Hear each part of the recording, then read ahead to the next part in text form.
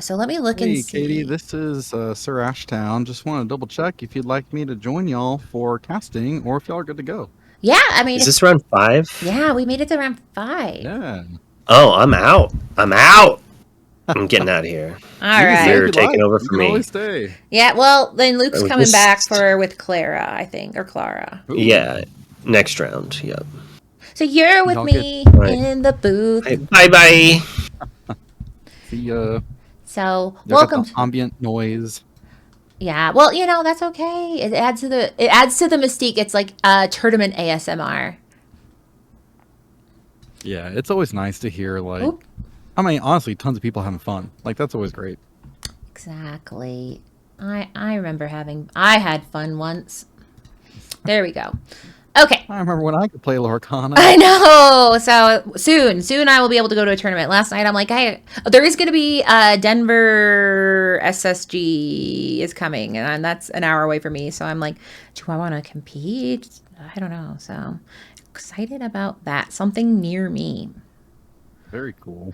But I was saying that Zan is having deja vu because Zan has only had one loss today, and my goodness, it was against Ruby Sapphire. So what kind of deck are we thinking this is? I don't know. It could be sharks, could be items. It's anyone's guess. So I hope we see something good. I don't know. I feel like we're at the point in the meta where you see these two colors in this two matchups, and I'm like, I have no idea what could possibly be in these two decks. I have an idea. There's some cards I'm like guaranteed I'm going to see a popsicle, but that's about it.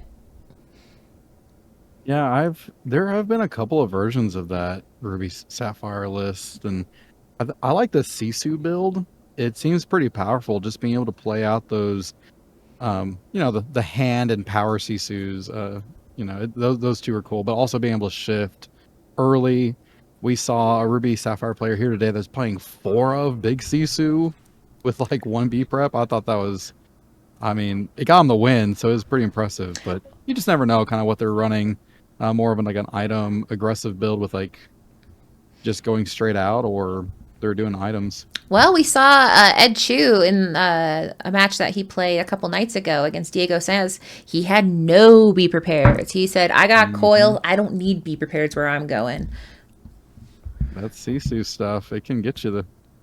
All right. So neither of them are going to do the bell opening play, which usually Ruby doesn't. But I know that Zan has been a fan of that opening combo. But he does get a Fortisphere out, and he knows he's playing against a little bit of a slower deck, so it probably doesn't feel as bad as it normally would.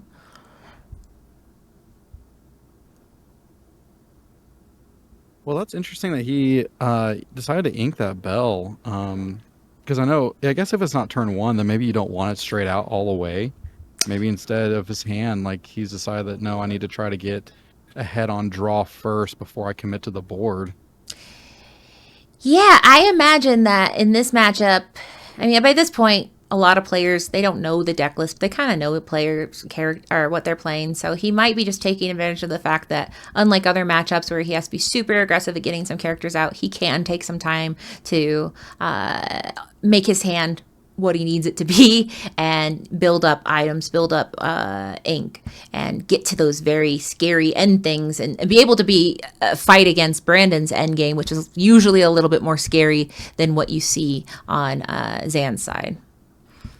Dragons and other things. Yes, those are really scary because your top end are great, but then Brandon's Ruby characters tend to be things that can take out other big things very well. Exactly. So here he is. He got to play a duck for free, which is my favorite cost. But he already considered 4. So let's see. He played for. Oh yeah, for more items. Sorry, a sale item. So he's doing it all right now. He's rampant. He's getting items, and it looks like he got a lucky dime, or he's still deciding. So many choices when you have 1,000 items, but he does pick the lucky dime. So it does make me think that he is going towards some Tamatoa here. Now, Tamatoa would not get any actions back right now, so maybe a Hiram would be the next move for him to start getting some items in his discard. But he's already up to 5 ink here. Yeah, Zan's doing great on inking the board. And having that Scrooge is great, that 4/4, able to really just challenge in. But also can just kind of sing you what you need to if you're playing any of the songs in this list.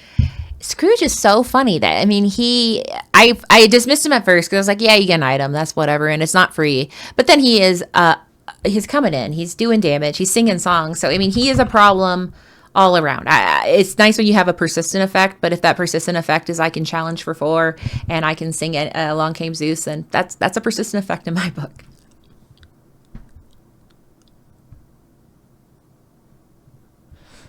Got the cards selector up for us, so I think we can get that running. Yeah. So I have Scrooge on the board here because I'm just showing how beautiful he is, you know. He is. So, sorry, go ahead. No, I was gonna say on 6, maybe. Oh, okay. Exactly. There's a song, "Let the Storm Rage On," but maybe we'll see this with 6 Ink in the Inkwell if he inks return, having a Tamatoa come back down and get an item from his bash spot. Well, I don't even know if I see him. He doesn't. He has not. He played Sail, Okay. and so now he just needs to start consuming some items because it's not fun to play that crab if he's not getting that free item thing because that's part of the magic of him. So is he going to get that? Oh, and yes. What a crazy plan. Some items to it. Yeah, exactly. We haven't seen this 100 times today. I know, but it shows why the cards in Zan's deck are so nefarious because it is value. Every card has just the value of what it does and then a few other benefits. And as we see here, I mean, he was able to get 2 items right into his discard and then right back in with that crab into his hand. Ooh, here's some of the Sisus coming out. This one happens to be the Sisu Visitor able to... Which one did it banish? Belle. So she knocked down with the Sapphire Coil, and then she said, right.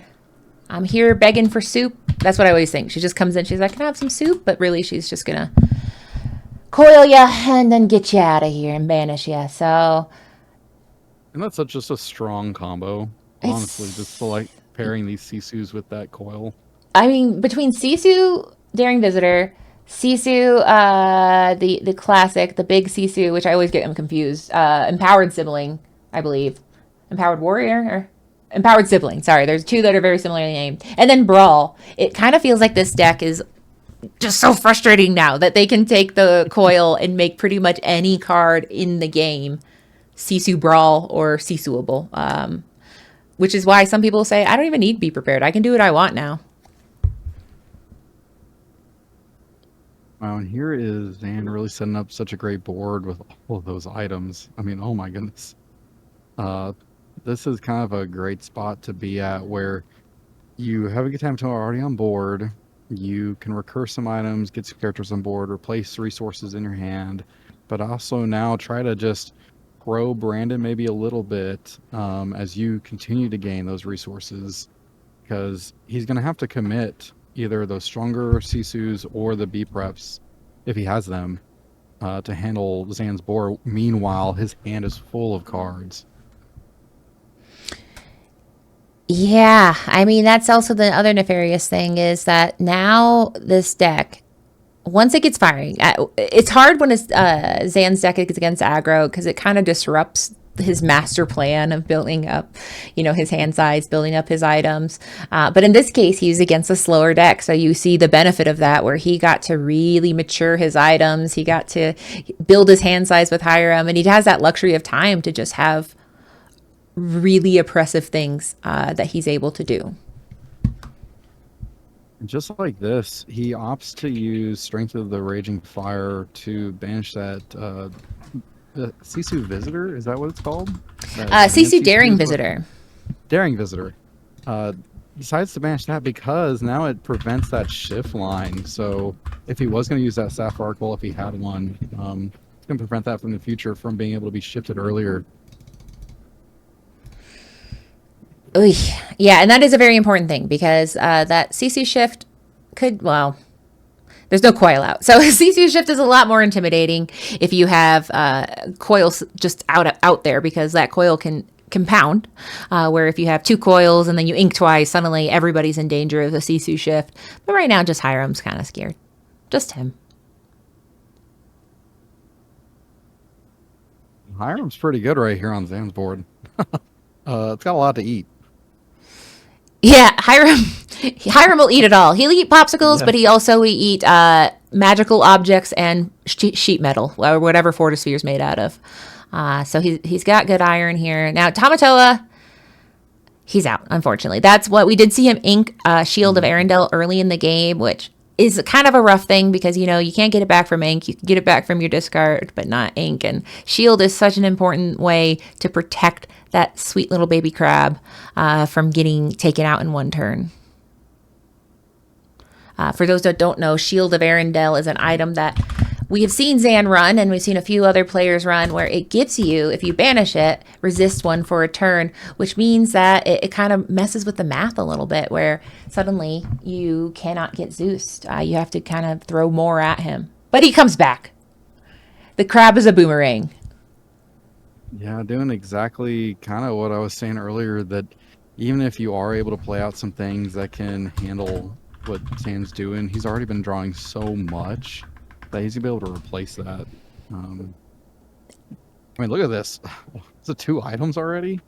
Oh, well, he brought them back from the banish spot, but still, I mean, all that draw power, just recursion that he's demonstrating here, it's strong. I'm trying to get this going, that essentially this new model of Sapphire is it's just the recycling deck. Every time you think anything's gone, it's like, no, I'm coming back. I'm turning in, I can turn my characters into ink if I have Great Stone Dragon. I can get my items back. Everything is just, don't worry, I'll get it back later. And it's frustrating because it feels like deja vu. It feels like when Zan gets fired, it's overwhelming. I mean, I've seen board states where I'm like, I don't know if I could keep playing. It's not over yet, but it's just, I mean, with the dimes, one big Tamatoa comes down, so shiny, it's a little over. That's very true. It can seem overwhelming when you see so much going on your opponent's side of the board, but I think Brandon here he's kind of doing what he needs to, in the sense that he's building up his inkwell, he's continuing to draw, and he's going to try to find these answers like B-Prep, or, you know, using Sapphire Coils if he can get them to stick, or not stick, but to use them when he needs them, really, to try to get rid of what Zan's doing over there with those Tamatoas. Yeah, and someone pointed out in the chat, the fact that Hiram has just been living and living and living has been kind of an issue, because, I mean, you don't want Ruby to ever get more cards, because generally speaking, every card Ruby draws is something you don't want them to have. So Hiram has been around for several turns now. Now Zan has his own, but now we also have a Great Stone Dragon out, where this Great Stone Dragon is going to start doing some recycling bin activity. So I don't know. I don't know if he needs to get rid of the Hiram, but it is something that would be nice. But in the meantime, he's still getting lots of value with all his other cards out there. Now, for those wondering, some people have checked into the stream and been like, so you guys just like really like Zan? Zan is a Community Pro member. Now, was this voted on, or was it just like the atmosphere in the country is that you're like, we know that people want to see Zan? How did he end up being this Community Pro member? So last time we were here at CCS, what we did was we had a community poll, because we had 5 or 6 friends who we knew were coming, close players who had competed on 20 Lore streams before, who we said, hey, we would love to see on stream. Are you open to streaming with us and playing all day if the community picks you? And so last time we had a Discord poll, and it was chosen that Kindle was the 20 Lore Pro Community Pro for the last CCS tournament, which he made it all the way to the top 4. So, I mean, kind of lucky, but also at the same time, he's a great player. Yes, yeah. It was a great time watching him.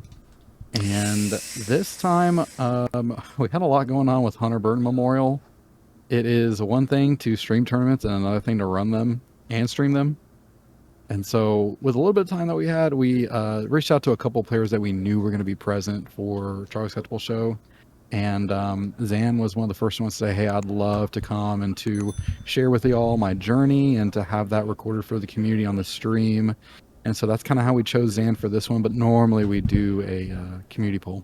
I have told people in the stream that Zan's board presence is so powerful, it's briefly causing the stream to just go away for a second, because you look at that and the computer's scared, the camera's scared, I'm scared. And we've seen this a few times where you'll look at Zan's board and you're like, oh, so he's doing like a deck check. He's just showing off all the cards he has. And no, that's just his board state. He just puts out every card he owns. It's scary to see. Right now, this is one of the smaller board states he's had, and that's saying something, because we have 2 dimes and also 5 other items just on the board. And why not? Why not make it where it's over? Because all it takes is a tomato and 2 dimes and some ink, and baby, it's going to game 2. I could see where, because we've had a couple of games now with Zan where it's gotten close to time. And I get it, because he has to have some setup. But with setup, Sapphire Steel can have turns where it just auto wins, or if not, very close.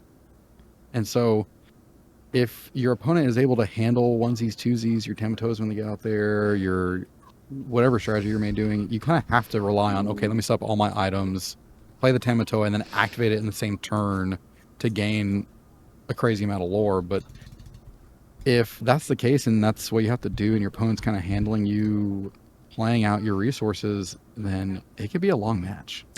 It can. Yeah, and we've seen that where for a while it didn't feel like games were going to time as much. I just think decks were pretty fast last set.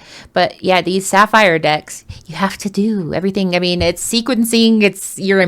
You're filtering your deck like it's. I made a joke that I think some of these cards are just because you put cards to the bottom and you're like, well, if I keep filtering, eventually I'll get to the top again. It's remarkable how much is going on in this Sapphire Steel deck. I remember playing back in set 1, and we were doing a lot of Ruby Amethyst mirror matches. And back then, Ruby Amethyst was way different than it is now, thankfully. It was still fun back then, but I'm glad for the quicker pace. But oh my goodness, the games were just so mentally taxing. Yes, and a whole tournament of it. Yes, and that's how I imagine kind of Sapphire Steel. It's a little taxing, because you have to think, okay, I play this, okay, I'm drawing this, okay, I need to look for this, okay, draw again, okay, make sure there's the stuff in the discard, okay, I got him back. Like, there's a lot of sequencing you have to do. Yeah, you have 2 hands. Correct. You have your hands, and then you have your discard, and you have to manage both. Mm-hmm. That takes a skilled player to do. So to any of you Sapphire Steel players out there, kudos to you, because it does take some time to pick up that play style, and then as you're even playing to remember to do all those things. But we're here again at Charlie's Collectible Show for their Lorcana 13K. You got upgraded. I know. 8. It's a Honda 10 Civic to at 12. this point. I said that's like a 2019 Honda Civic, basically. But is that how you guys bar things based on money? That's how I do it. But yes. No, I hadn't brought that up. I love that analogy. Yeah, right. That's great. This is basically a car. But yeah, the top prize is over $4,000 right now. I mean, that's incredible for a weekend of coming out and playing. I mean, this is 9 rounds of Swiss. Honestly, that's like a DLC. Like, those are big tournaments. I'm so thankful for that, because, man, having nothing to watch is sad. But having this, I'm like, oh, this is heaven. So thank you for covering it. And thank you for Charlie's Collectible Show for just, like, being kind of the hub of, like, keeping this competitive thing going pretty much regularly. They have way more tournaments than I even realized. Yeah, honestly, we really enjoy coming to Charlie's Collectible Show and to stream their tournaments. They do a fantastic job of hosting. And Katie, we're so thankful to have you here with the Lorekeepers in to cast and to stream the second feature match for all of Zan's tournament. This has been a real great pleasure to have you. Yeah, and I love it because I've been telling people it's kind of like when you go to Buffalo Wild Wings and they have like a bunch of TVs up. That's what your home should be. You got to have the first one on and the second one on. Maybe one day we'll have all like 10 on, because yeah, it's so fun to see the game from different angles. In this case, it's fun because you get the whole plot of, like, you know, Zan's been pretty vocal about his deck being a mean, lean, beaten machine. So not only do we know Zan's proud of his deck, but now we get to see Zan play it, and we get to see it play, unfortunately, some pretty same matchups. It seems like a lot of people chose to bring Sapphire and Steel today, but you do get to see him play over and over again to the point where you kind of get free coaching watching something like this. You get to see how the pros do it. That's what I love about having the option to have like a community pro is that you get exactly like you're saying, Katie, you get to kind of see a master class on how to pilot this archetype. You're seeing Zan play his whole deck. By the end of the tournament, you know his deck list. It is open deck list for the top, but not for the Swiss. So that deck list will be available later, but you kind of get a master class on it. And you get to learn, oh, that's how you pilot against this deck, or oh, okay, he was in this situation and he didn't find an out because the opponent had this answer, and it's all great. Yeah, and I mean, I think, I don't know who told me it, but if you don't have time to practice, then the next best thing is watch somebody who did, and this is definitely what this is. And tournaments in general are a great way to level up your play because, you know, not everybody has time to have a testing group or play this much, but I will guarantee that Zan has tested this deck, and honestly, now that we're in round 5, most of the people you're watching have highly tested the decks that they're playing. Well, this is kind of shaping up here, talking about these two players, to be what you exactly would kind of feel like to see between Sapphireless. Yes. You had your turn 1 pop into a Flavor Sham and little T-pose trying to ramp, and here's Zan's own Flavor Sham. It's you're right. This is a masterclass on Sapphire. Yeah, but it's also kind of makes, sometimes you watch this and you're like, maybe I want to try this deck, but also I'm watching, I'm like, I don't know if I ever want to play this deck, because man, it's a marathon, not a sprint. Because at this point we are at turn 3 because he ramped, so 4 ink would mean we're at turn. Wait, no, Zan went first, so we're at turn 4 now. 5. Oh my gosh, my brain. Either way. They're not doing a lot right now, but we both know they're setting up for some nefarious deeds. In this case, CC Daring Visitor comes in and gets rid of that poor Basil before you could even get more items or more cards for him, which is a bummer. Yeah, that Sisu really has done a great job for Brandon. I mean, he's used it very effectively to get rid of some of these tougher characters that you don't want to quest out to gain resources. So using that Sisu to get rid of that Flavor Sham is great. Would like to give a shout out to people in the chat. We got it's like celebrity sightings. We had the Illumineers, Dad Canna. We had Rebecca Quest, the Forbidden Mountain. So thank you guys for watching. Gosh. I know it makes me feel like I can't be at the event and I can't be, we don't have DLCs right now, but dang it, we can all be on the computer together watching Sapphire do scary things. Talking about kind of having a little bit of celebrity presence, it's been kind of fun here at CCS because we've ran into a couple of known players, like Zach Bivens came up to us, talked to us for a minute. That was a lot of fun meeting him. Is he playing today? Yeah, he is. He's here at the tournament. I didn't know that. Okay. Yeah, I didn't know either until you said hi, and I was like, oh. He just Zach pops Bivens up. You never know when you'll see Bivens. No, I mean, there are so many players here with 319, so there's a lot of great competition. Yeah, and it's not, I can't say this till tomorrow, so no, everyone's going to make it till tomorrow unless they drop, but tomorrow will be any Bivens Sunday is when I get to make my favorite joke of when you don't know what's going to happen because it's any Bivens Sunday. It's my favorite. All right. I pause for effect. All right, move on. So yeah, we do see the items, and once we see Zan with more than 3 items, I start to internally panic because then you start getting into the range where all it takes is some crab shenanigans and things start just jumping. The score can just go off the charts, but we don't see any crabs. We saw one, or no, we saw one be inked, which is not great, or it means he has 2 crabs. Yeah, it's interesting. I'm trying to think about if he missed an ink earlier because he had ramped 1 turn. I'm not sure if he missed 1 turn inking or not, but inking that Tamatoa here when he's getting to 6, that either indicates that he is low on ink or he has multiples and is ready to play them out. Yeah, that's what I would honestly, as I cast, I always have this internal thing, even if it's true or not. Whenever I see someone ink something good, I go, "That's because they have another one." But sometimes it is because they just had to make a terrible decision. But that's what I always believe until proven otherwise. I'm like, don't worry, they have it. It's just we don't see it yet. It's interesting because he may think that due to Brandon kind of having so many answers already, that maybe I don't know, maybe he's thinking he wants to get to Big Tamatoa instead and go that route. Because we see a Big Tamatoa kind of flashing in his hand as he's shuffling. Oy. Yeah, and it's hard because you don't want to deploy that big Tamatoa too early. It is hard. There's no coils on the board, so it's not something that's easy to get rid of, but we do know, let me see, looking at coil, I think it costs 3, but now all the coils cost something different. So coil costs 2. So suddenly 2 to coils can make it where Tamatoa is in deep trouble because he is a 5/8, and then suddenly he's a 1, which makes Brawl and Sisu Daring Visitor and Sisu Empowered Sibling just ready to take care of him. So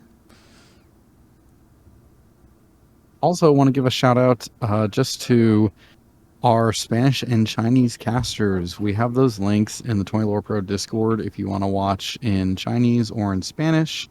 Really excited to have that offered for the community this event. If you have friends who you know speak Spanish or who speak Chinese and they'd love to watch or maybe learn about Lorcana, that's a great way to get them into the game, is showing them the tournament.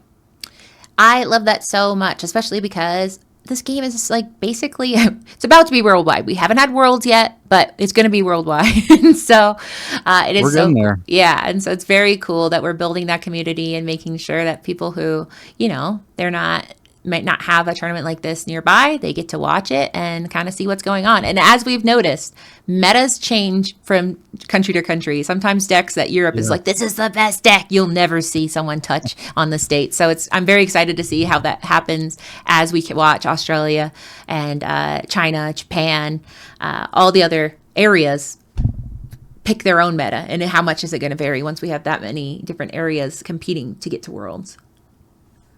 It was so interesting because in Europe, there was a while there where we saw like Artifacts, especially playing Amethyst Emerald, and it was all over the place. And everyone was playing it.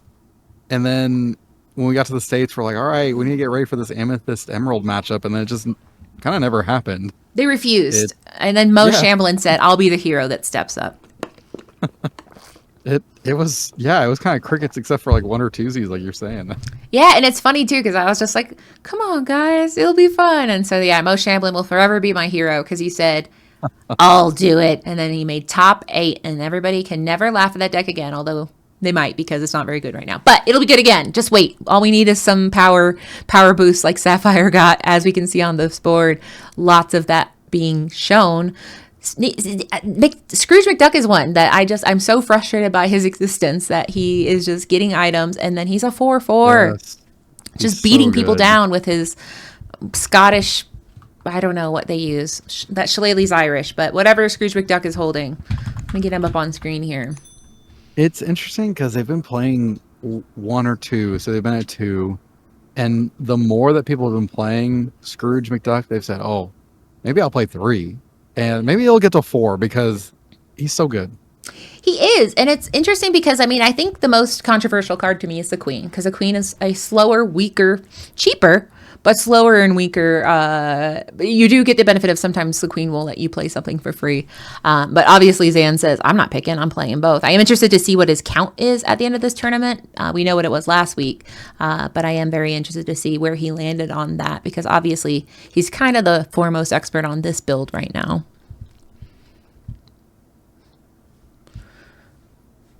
Yeah, we are kind of like into this match here now. I mean, look at their ink. They're able to play Scrooge. They're playing items. We're seeing masterclass on this. Like, great players doing this. I do also want to. I wish the judges had stickers that they could give out for clean board club. And like, look at this clean little board where we've got the discard laid out beautifully. We've got the ink beautiful. I mean, they get the clean board club. Now, not the cleared board club. That could happen later, but definitely both of them should get a sticker that they can wear for just being organized. And I think that's a highly underrated skill in Disney Lorcana. You know, talking about judges, there's so many players that the judges are really walking around because it's just hard to manage so many players. Especially when originally we were like, okay, we're at 230, great, like this is amazing. And then a couple of days later, oh, we're at 319. I mean, that's almost 100 more players. So it's for the judges, huge kudos. And it's the third weekend of the meta, so it's not crazy to think that people are going to have questions. I mean, unfortunately, as much as we want to say, oh, you know, read what the card does, these interactions are unique. The judges are heroes because they just study cards before they even come out. They're like, let's just talk about it. They have their own little groups where they will discuss just like how things are going to go. Speaking of stickers, the judges get stickers too. I'm going to print out stickers for Cling Bats. Thanks for being a judge. But it is looking rough. I don't know. It's so hard for me to tell. Every time I see Ruby, I never want to say it looks rough because then sometimes they're like, Pirate's Life, wipe your board. I haven't seen it be prepared. I don't know how many he's running. Some people run 0. We saw Ed Chu says if Ed Chu's not running any be prepared, then anybody could be not running any be prepared. But it is getting to that scary space. Zan probably thinks just like you, Katie, because he just inked a Pete. Yeah, he's like, so okay. He may be thinking, hey, he probably doesn't have them, so this is just need to be ink at this point. I do wonder if that's going to make the pendulum swing the other way, as we've had a few weeks of people going, I guess we're done with be prepares, and all it takes is people to be like, yeah, you thought. But we'll see. It is an interesting slot. If you don't have to run it, you shouldn't. But at the same time, right now, a be prepared would be a great way to get rid of 3 kind of beefy problems over there. No, be prepared here would be amazing. But we don't got it. We got Crab with no items. Big Tamatoa. Which, you know, he can get items back if we have so we got Tamatoa So Shiny, which is the older, wiser Tamatoa that's a little bit more expensive, and you get 1 item into your hand. But noticeably, there's only 1 item right now, and he's gone. So Tamatoa is an investment card. It's not good now, but maybe later. He's still a 5/8. You can't ignore that, but it is truly not doing the most valuable thing right now with no items or no dimes. That was a lot of card draw, though, off of it being played. The fact that he did get to get an item back, play it, quest with Flavor Sham. I mean, that was 3 cards that he got due to getting Tamatoa back into play. Yeah, good point. And I mean, Ruby is a deck where I hate seeing him draw cards because I'm like, what are you getting? No, don't, please, because it's always bad. It's just we're talking about threats, to the board, B-Prep or Big Sisu, the Sapphire Coil. But yeah, every time you see him draw more and more, you're like, no, stop it. I know. I don't want you to have more. It can't be good. And in this case, I don't know. This is my favorite. This tournament I've been looking forward to since you started or you said it was happening, because this is like the first real giant test of the meta. We've had a little few tests. Yeah. Oh, so this is an interesting card. So we were kind of comparing. We know what Zan ran last week. We don't know what he's running this week, but we do know there were no Hades last week and there are no Oswalds this week. So we definitely see that Zan said, I need some late game answers, and Hades is certainly one of them. Yeah, Hades, we saw, I think we were both watching Zan play in one of the matches earlier, but Zan playing this Hades, I like it. This is really cool because he's a great lucky dime target if you aren't able to get your Tamatosis stick because he has a 2 lore, but he's also going to get rid of any threat on your opponent's side of the board. I mean, he is a great card that has been around since that one. Yeah, and he kind of went away for a while. People said, I don't have time. But now you do have time. And so now we do see the Cusco come in, which is one that is an interesting card, which I'm sure why Breezy in the chat is going, Cusco? I just know that anytime anyone says Cusco anywhere, they get excited, or he gets excited. And this is one where you do get to put item in the inkwell. And so I'm assuming he picked, I don't know, one of his 40 items. But if he had a lucky dime, he'd pick that. But Yeah, I was gonna say I don't know which one he picked. I missed it. Which one do you pick when you have infinite? But even that 4 cost ability, that's pretty relevant right now with all these steel decks running around. It could even cause your Tamatoa to have that extra resist if you needed it to. Yeah, and it's a card where I've heard people kind of debate. I mean, obviously, item removal is important, and it's interesting to see people. I've seen not a ton of item tech cards. So that being said, I've seen a lot of item matches where they're probably like, I don't want to get rid of items. I love them. But yeah, by invite only, like you mentioned, is giving that resist one. Dan pointed out, and you point out that, and with Shield of Arendelle, it changes the math. If he had used that ability, he couldn't because he didn't have the money. Sorry, he didn't have the ink. Hey, ink is money to us. Yeah, pay the bills. He had no dinero if you're doing the language cast. He didn't have it, so basically that Cusco was now in Zeus territory, and that one resist makes Zeus a lot less easy to use. And Zan now up to 13. That's rough. Tons of characters on the board to quest with. Yeah, this is Brand's got to start using some of them cards. Really, either to maybe, gosh, he's got 2 Scrooges, so he's gonna need to find. Yeah, this is a great able to get rid of the Tamatoa with the Maleficent Dragon. I was gonna say if he doesn't have the B preps, he's gonna have to find cards like Maleficent Dragon because he's got to find answers for these multiple lore questers. Yeah, and I don't want to be prognosticating too much because obviously I'm biased because I'm only watching Zan and whatever decks he's playing against. But it makes me think that we see this kind of Sisu deck with Coil, but when they play against decks this aggressive, it's really hard to take time and ink to play the coils. And you're also using the coils to do other fun little things. So what ends up happening is I just feel like you have to miss the be prepared a little bit because it's just so nice to have a clean answer where maybe you could do be prepared and then play the dragon the next turn. So I don't know. It's hard because obviously be prepared is not ideal. You don't want to wipe your own board. It doesn't get rid of the items. But as we saw with Zan, spot removal is not enough. And if you don't have coils, you're in a rough spot, and this is the definition of a rough spot right now. I will say with the increased number of Sisus that we've seen, at least from Brandon, that on a list like this, I do think that they increase their odds against aggro because they're playing like 3 or 4 of sometimes those Sisu daring visitors. So if you're worried about daisies because of your ramp strategy, you probably have a great time when you're drawn into those Sisus.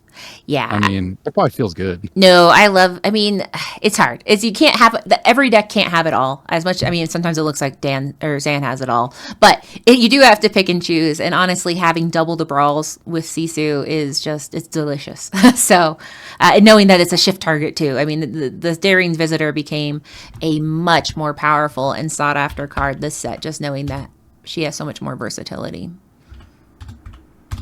Look at that Maleficent just able to just swing it for 7 on that Hades. You don't see that every day. She normally is at a point where she's the only one on the board, if we're going to be honest.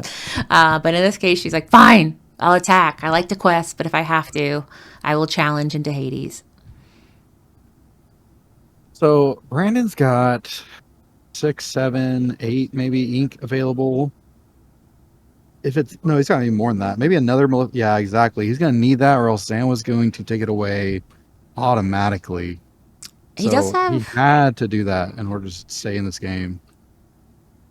Yeah, and the Sapphire Coil. Okay, so he opts to use instead of the Sapphire Coil to take down the Scrooge by 2. He is going to go ahead and draw 2 cards and say, okay, I still got my 2 Sapphire Coils, which means that nothing really right now. He just goes ahead and quests with those 2 Sisus, puts some pressure on the board and says, gosh, I really hope that you don't get a dime. Yeah, dime right here would be it. It would. So he's like, what do I have in here? Yeah, that's but that's a lot of lore on Brand's side of the board actually on the comeback. There's 4 from the Maleficents, 2 extras from the Sisu, and then 1 from Flavorsham. All right, So so 7. card draw time. Honestly, a lucky dime on Brandon's side could be game if Zan If he doesn't gets have it there. right. Yeah. Zan is doing a Yeah. resplendent amount of card draw right now. This Brandon could come back on the next turn. Someone in the chat said, is Zan Syed? So yes, this is Zan Syed. The WCC is World Class Cards, which is the team he is currently playing with. So yeah, he didn't get the card he needed, which was Lucky Dime. So as a result, he has to just kind of play this out and try to keep Brandon from winning next term. Because like he said, it is now digging through your couch looking for Lucky Dimes. I like this though because what Zan did is he recognized that and chose to draw so that we had more information and more resources, had removal if he didn't have it already, and then started challenging in and playing his song. So he's gotten to where Brandon, okay, he has a lot better breathing room here because Brandon cannot quest just out. And even if he had the Lucky Dime, it wouldn't be enough even with his board state. So Zan right here set him up stuff well. Yeah, I mean,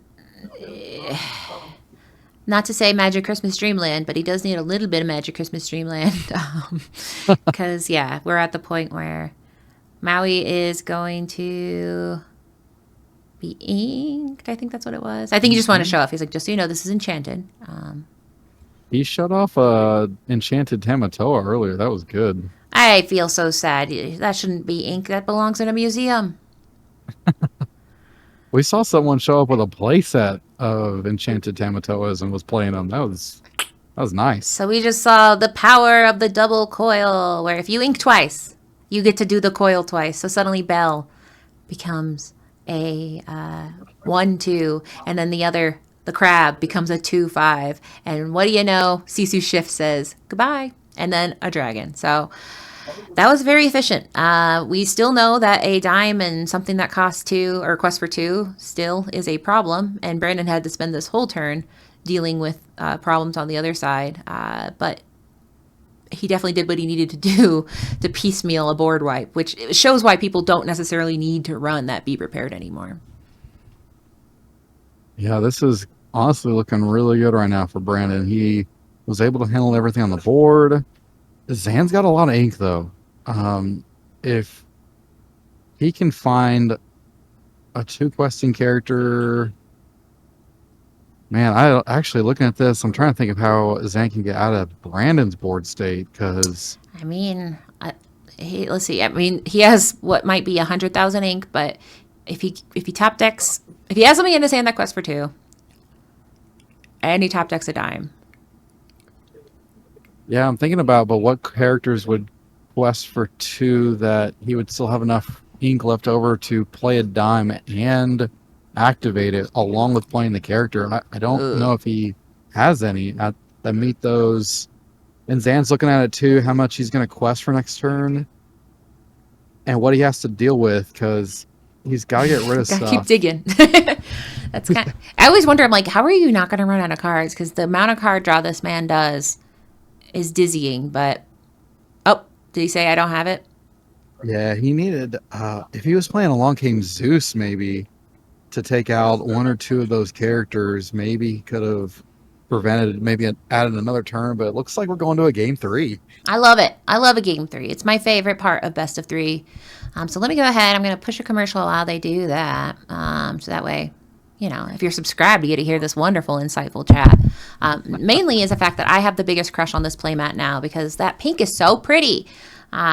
We need more pretty playmats. And one's going to be coming your way, Katie. Yes! It's going to be coming. I won. I didn't win this tournament, but dang it, I'm going to win a playmat because, man, it's beautiful.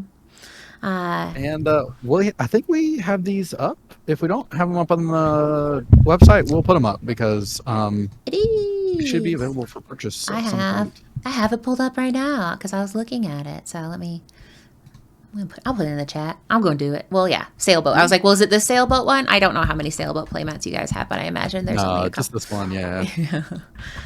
They're so great. We gave them to the winners last time, and we didn't have them up for sale because, you know, a little exclusivity. And this time, winners will still get them, but then they'll also be available for everyone else to purchase.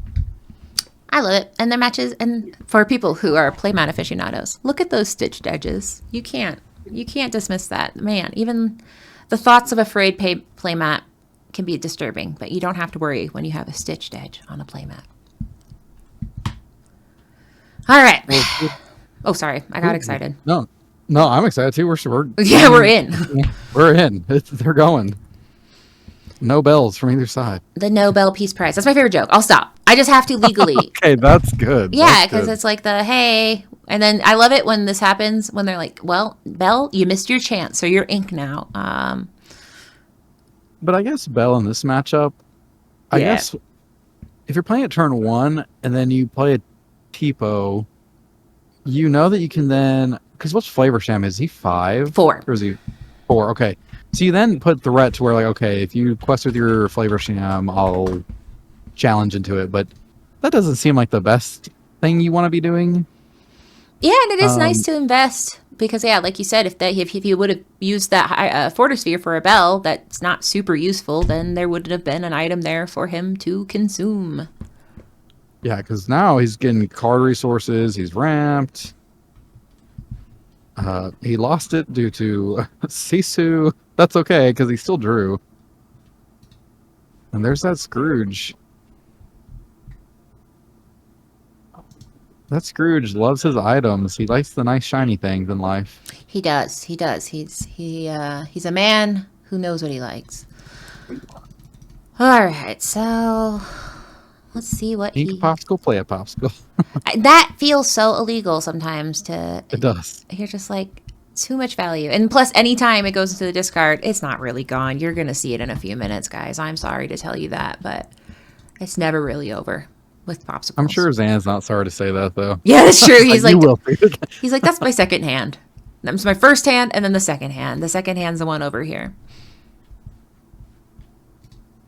In Magic, I don't think we're allowed to do that in Lorcana due to information, but we would fan out our discard pile. That way you can see all your cards and understand your odds and understand, like, okay, I know which cards I need to get from the graveyard.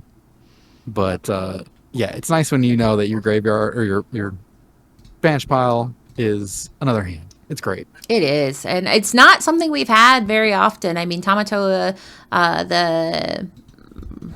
So Shiny was one of the only cards that could get something out. Then we saw, oh, now we have Lilo, and now it's just whatever. Everybody can dig in their banish pile now. It's a free for all. But yeah, this Happy has a clam. There's a nice one. You'll love it. It's the most beautiful. I mean, it's bad that this little crustacean is giving Elsa a run for her money as the most beautiful enchanted, and it's just a little crustacean.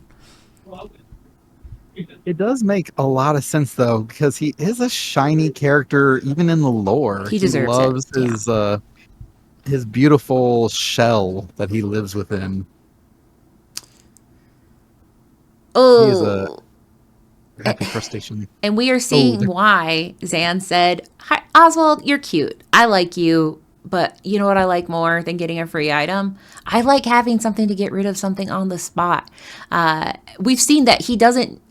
Oswald, I mean, the hypothesis that you need Oswald to get items has been proven that no. Xana showed today that, yeah, Oswald's nice to get free items. It's nice to quest for 2, but he's been doing just fine getting items without Oswald. And now he has this Hades to come in and just absolutely send some other card into the ink pile.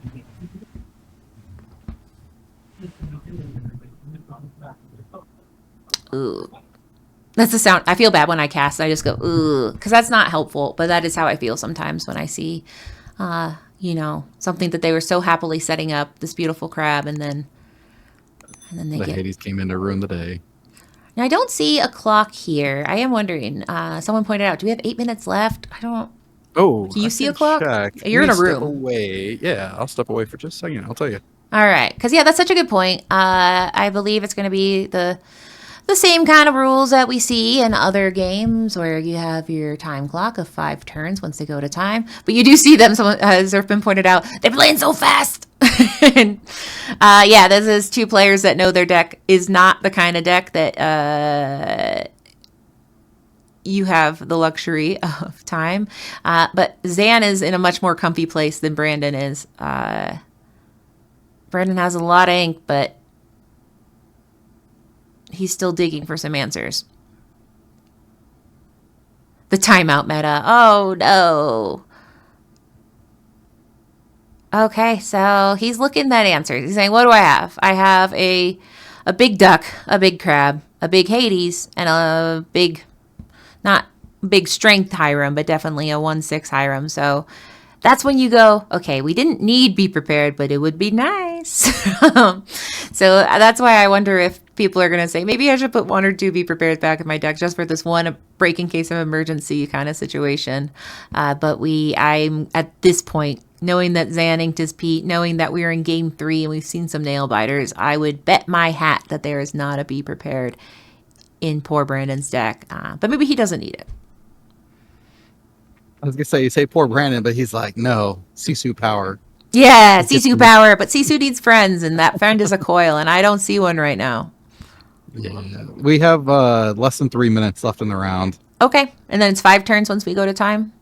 That's right. All right, so, but they are playing, it looks like I accidentally hit like right click 2 times speed. Somebody said about Zan's loss. The only loss that Zan has had today has been to Ruby Sapphire. So this match is one that he's not going to let that happen again. Or will he? Because, I mean, he's playing really fast and he's at 14. So it's... Did y'all talk about, I think I heard it earlier, about I guess, what your record needed to be to possibly get into the top? No, we said that some people are smarter than I am, and we were postulating. So what would be that record?